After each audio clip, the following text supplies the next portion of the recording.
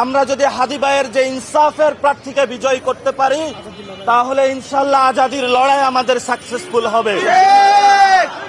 আপনারা জানেন দ্রব্যমূল্যের ঊর্ধ্বগতি হয়েছে, তেলের দাম বেড়ে গিয়েছে, গ্যাসের দাম বেড়ে গিয়েছে, সিন্ডিকেটগুলো নিয়ন্ত্রণ করছে, আমাদের সকলের অবস্থা খারাপ হয়ে যাচ্ছে। আমরা সকাল থেকে বিকাল পর্যন্ত চাকরি করি, কয়টা টাকা পাই? এই টাকা গ্যাস আর তেলের পিছনে চলে যাচ্ছে, বাচ্চার দুধ কিনা যাচ্ছে না। আমরা চাই বিচারহীনতার সংস্কৃতি থেকে বেরিয়ে বিচারিক বাংলাদেশে প্রবর্তন করার জন্য। এই জন্য সমাজের গণ্যমান্য ব্যক্তিবর্গ যারা রয়েছেন, সমাজের যখন আমরা যাই, ঘরে গিয়ে অন্যান্য সামগ্রী দ্রব্য আমাদের ক্রয় ক্ষমতার বের হয়ে চলে যাচ্ছে।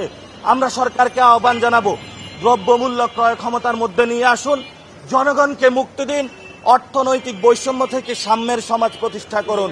পরিশেষে বলতে চাই, আমাদের ভাইদেরকে খুন করেছে যারা শেখ হাসিনা, ভারতে এখনো পালিয়ে আছে।